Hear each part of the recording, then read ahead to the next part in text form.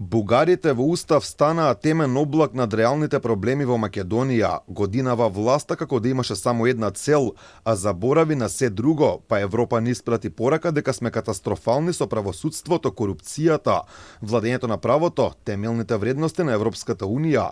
Сепак не е линденска како да се глуви на овие пораки. Во прв ред премиерот Димитар Ковачевски: ако сме ги изгласали уставните измени, ќе сме имале лесен пат во евроинтеграциите.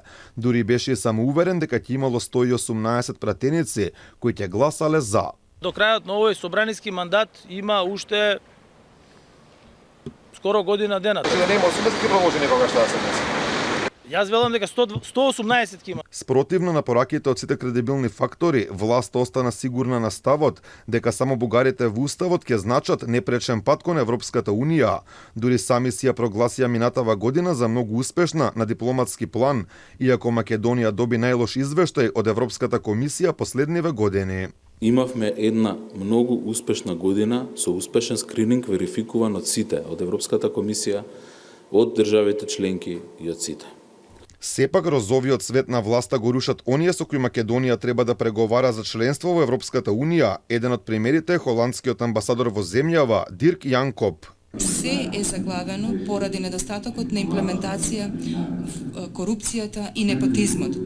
Со едноставни зборови нема вистинска политичка волја за промена. И која е пораката за нас од ЕУ? Пораката е: ги сакаме вашите пари, меѓутоа не ги сакаме вашите вредности.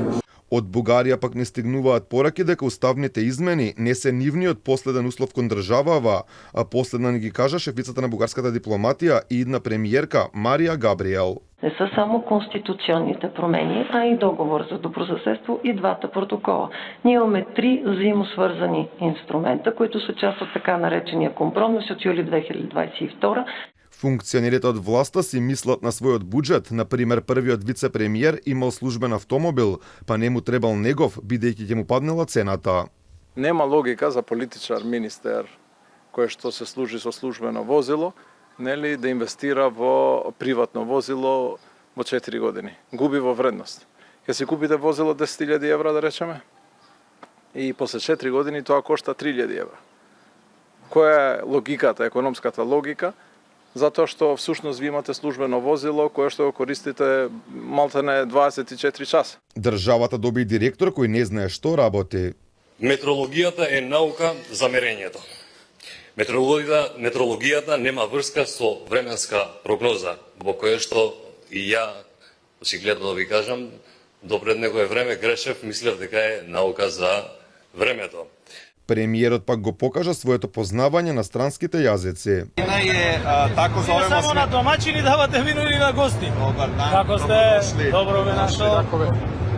Првиот вице-премиер пак најде начин како да ни покаже дека не терале партиски членови да доаѓаат на митинг на Дуи. Која зека пак? Еспа. Ви прави некој притисок за да дојдете тука? Не, никој. Дојдете.